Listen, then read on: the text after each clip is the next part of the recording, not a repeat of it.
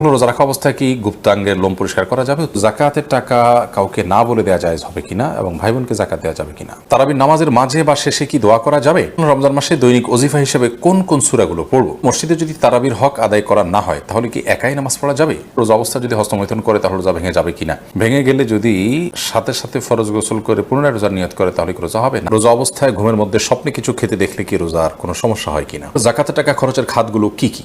রোজা অবস্থায় স্বপ্নদোষ কি রোজা নষ্ট হয়ে যায়? ফিতরা কি আলাদা করে রেখে ঈদের পর আদায় করা যাবে? পাকা চুল বা দাড়ি তুলে না ফেলে বেছে বেছে কেটে ফেলা যাবে কিনা? যেহেতু তুলে ফেললে গুনাহ হয় তাই কেটে ফেলা যাবে কিনা? রোজা অবস্থা রক্তদান করলে কি রোজা ভেঙে যাবে? শরীর থেকে কোনো কিছু বের হলে নাকি রোজা ভেঙে যায়? রোজা রাখলে হাত পা কাঁপে, মাথা ঘুরায়, শোয়া থেকে উঠতে পারি না, এখন কি করা উচিত? প্রবাসীদের ফিতরা আদায়ের বিধান কি? আমরা কি দেশের হিসাব করে ফিতরা আদায় করবো নাকি যেখানে থাকি ওই জায়গার হিসাবে দিয়ে আলাদা? সর্বপ্রথম যে প্রশ্নটি আমি দেখতে পাচ্ছি সেটি হলো, রোজা অবস্থায় ঘুমের মধ্যে স্বপ্নে কিছু খেতে দেখলে কি রোজার কোনো সমস্যা হয় কিনা? রোজা অবস্থায় স্বপ্নে যদি আমরা কোনো কিছু খেতে দেখি তাতে আমাদের রোজার কোনো ক্ষতি হবে না। স্বপ্নে শুধু খেতে দেখা নয়, অন্য যাই দেখি না কেন স্বপ্নে দেখা বিষয়গুলো যেহেতু বান্দার এখতিয়ারাধীন নয়, ইচ্ছাকৃত মানুষ স্বপ্নে দেখে না সাধারণত, যার কারণে এটার কোনো দায় বান্দাকে বহন করতে হবে না। বিধায় রোজা অবস্থায় স্বপ্নে আমরা যাই দেখি না কেন তার জন্য আমার রোজা ভঙ্গ হবে না। রোজা অবস্থায় স্বপ্নদোষ হলে কি রোজা নষ্ট হয়ে যায়? উত্তর হলো না, রোজা অবস্থায় স্বপ্নদোষ হলে রোজা ভঙ্গ হয় না।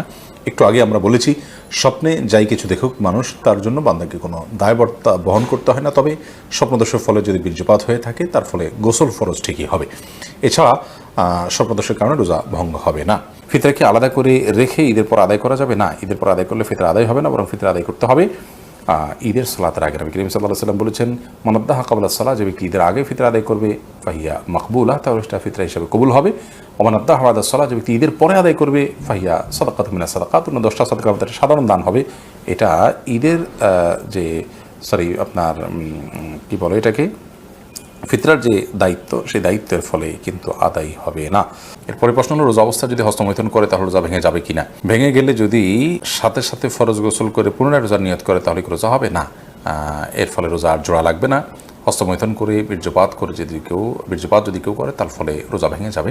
এই রোজা তাকে পরবর্তীতে রেখে দিতে হবে এবং এই রোজার ভাঙার ফলে তাকে কাফারাও আদায় করতে হবে। অর্থাৎ একটি রোজার কারণে তার একটা রোজা তো কাজা করতেই হবে, সাথে আরও 60টা রোজার টানা ধারাবাহিকভাবে বিরতিহীনভাবে রেখে দিতে হবে।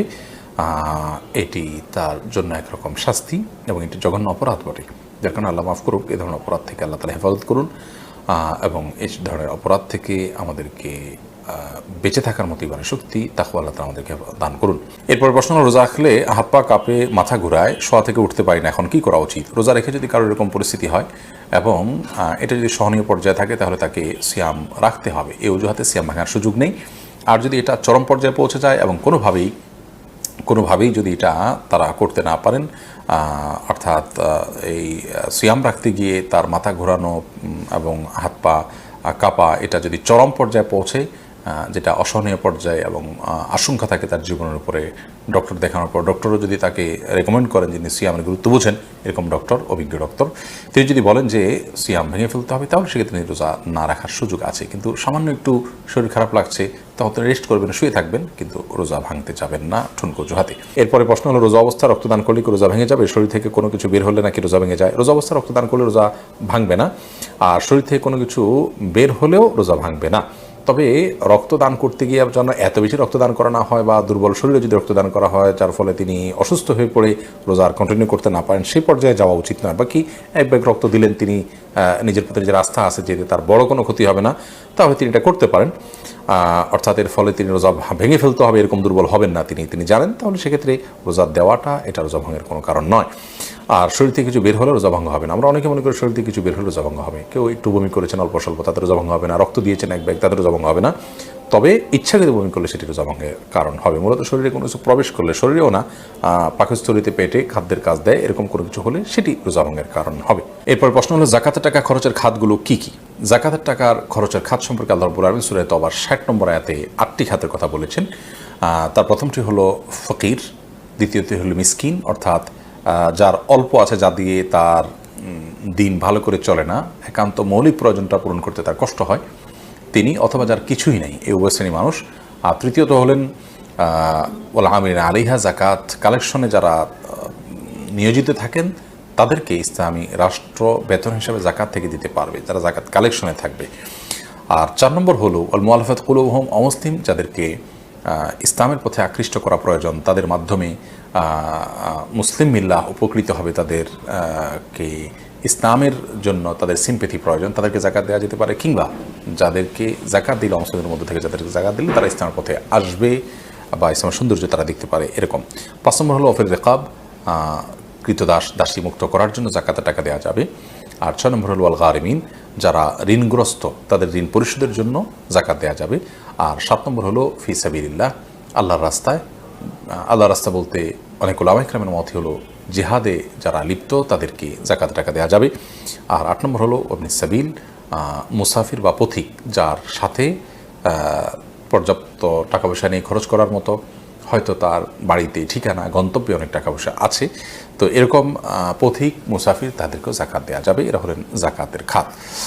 এর মধ্যে থেকে যে কোনো একটা খাতকে, যেমন গরিবকে, একজন মিসকিনকে আপনি জাকাতে টাকা দিলেই জাকাত আদায় হবে। পাকা চুল বা দাড়ি তুলে না ফেলে বেছে বেছে কেটে ফেলা যাবে কিনা, যেহেতু তুলে ফেললে গুনাহ হয় তাই কেটে ফেলা যাবে কিনা। কেটে ফেলা তাওটাও এক ধরনের তুলে ফেলার মতোই, যদিও আক্ষরিক অর্থে হাদিসের খেলাফ হবে না কেটে ফেললে, তারপরেও হাদিসে যেটি বলা হয়েছে সেটি দ্বারায় এই চুল অপসারণ করা বা এটাকে লুকানোর যে চেষ্টা করা, সেটার বিরুদ্ধে নবী সাল্লাল্লাহু আলাইহি ওয়াসাল্লাম আমাদেরকে মানে সেটা না করতে বলেছেন, এমনটিও হতে পারে। সে অর্থে মানে আমরা যদি কেটে ফেলি সেটিও তার সেই নির্দেশ লঙ্ঘন হবে সেক্ষেত্রে, এই জন্য এটা অ্যাভয়েড করা উচিত।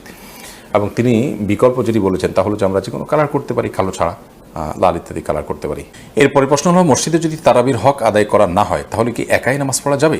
মসজিদে তারাবি পড়তে গিয়ে যদি খুব বেশি হুলস্থুল করা হয়, খুব বেশি তাড়াহুড়ো করা হয়, যার ফলে অর্থের মধ্যে বিকৃতি সাধন হওয়ার আশঙ্কা থাকে, বড় ধরনের ত্রুটি হয়, কি পড়া যায় কিছুই বোঝার উপায় নেই, রুকু সিজদার মিনিমাম যেটুকু প্রয়োজন অপেক্ষা করা কমপক্ষে সেটুকুও যদি কেউ না করে, তাহলে সেক্ষেত্রে অবশ্যই আপনি বাসা বাড়িতে অন্য আরও কাউকে সাথে নিয়ে জামাত করতে পারেন, কিংবা একাকিও তারাবি পড়তে পারেন। কিন্তু ফরজ যে নামাজ আছে সে নামাজ অবশ্যই জামাতের সাথে মসজিদে আপনাকে আদায় করতে হবে, সেটা এক মসজিদে না হলে অন্য মসজিদে।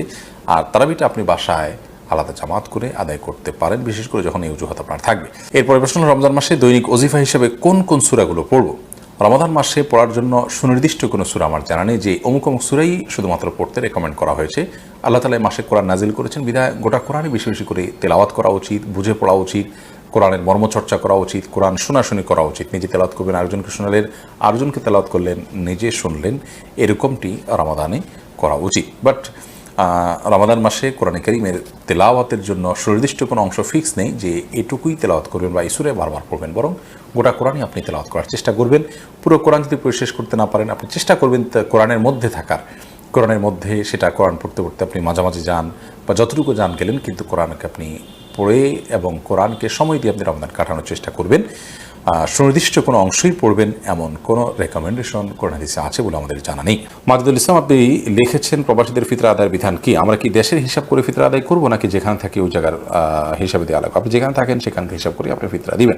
তারাবির নামাজের মাঝে বা শেষে কি দোয়া করা যাবে? দোয়া তো যে কোনো সময় করা যায়, সে অর্থে আপনি তারাবি সালাতের মাঝে অথবা শেষে আপনি আল্লাহর কাছে দোয়া করতেই পারেন, কিন্তু এটাকে সিস্টেম বানিয়ে নেওয়া, যে 4 রাকাত পর পর দোয়া কিংবা শেষ হওয়ার পর সুনির্দিষ্ট একটি দোয়া গদবাদা হাত তুলে করা, এটিকে সিস্টেম বানিয়ে নেওয়াটা, এটি বেদাতে পর্যবসিত হওয়ার আশঙ্কা আছে। শরীয়ত কোনো কিছু যদি নির্দেশ না করে, সেটাকে শরীয়তের নির্দেশ মনে করে কিংবা সেটাকে শরীয়তের নির্দেশের মতো গুরুত্ব দিয়ে যদি কেউ আদায় করেন, তাহলে সেটাকে সওয়াবের কাজ, এই ইবাদতের পদ্ধতি বা নিয়ম যদি বানিয়ে নেন কেউ, তো সেটি বেদাতে পর্যবসিত হওয়ার সমূহ আশঙ্কা আছে। আপনি নিজে থেকে এমনি কখনো দোয়া করলেন, কখনো করলেন না, সেটা একান্ত আপনার ব্যক্তিগত বিষয়, কিন্তু সুনির্দিষ্ট দোয়ার ফরম্যাট ঠিক করে নেওয়ার কোনো সুযোগ কিন্তু নেই। এরপর প্রশ্ন হলো, জাকাতের টাকা কাউকে না বলে দেওয়া যায় হবে কিনা, এবং ভাই বোনকে জাকাত দেওয়া যাবে কিনা? ভাই বোন তারা যদি প্রাপ্তবয়স্ক হয়ে থাকে, অভাবী থাকে, জাকাতের হকদার থাকে, তাদেরকে অবশ্যই জাকাতের টাকা দেওয়া যাবে, জাকাতের টাকা দিয়ে তাদেরকে স্বাবলম্বীও করে দেওয়া যাবে। এবং জাকাতের টাকা দেওয়ার সময় জাকাত যিনি নিচ্ছেন তাকে না বলেও দেওয়া যাবে। আপনি মনে মনে নিয়ত করলেন জাকাত দিচ্ছেন, তাকে বললেন যেটা আপনি খরচ করেন, আপনি নিয়ত করলেন জাকাত থেকে দিচ্ছেন, এটা যথেষ্ট হবে। তাকে বলে দেওয়াটা এটা আবশ্যক কোনো বিষয় নয়। একা একা নামাজ পড়ার ক্ষেত্রে সূরা কোরআন তেলাওয়াতের সময় ঠোঁট না নাড়িয়ে মনে মনে তেলাওয়াত করা যায় আছে কিনা? একা একা যখন আমরা সালাত আদায় করবো, তখন সূরা, কেরাত ইত্যাদি এগুলো আমাদেরকে ঠোঁট নাড়িয়ে তেলাওয়াত করতে হবে। মনে মনে তেলাওয়াত করলে সেটা তেলাওয়াত হিসাবে গণ্য হবে না, কোরআন পাঠ হিসাবে গণ্য হবে না। পাঠের জন্য অবশ্যই আমাদের ঠোঁট, জিহ্বা ইত্যাদি নড়তে হবে। এর পরের প্রশ্ন হলো, রোজা রাখা অবস্থায় কি গুপ্তাঙ্গের লোম পরিষ্কার করা যাবে? উত্তর হলো করা যাবে, কোনো অসুবিধা নাই, এর ফলে রোজার বা সিয়ামের কোনো ক্ষতি হবে না।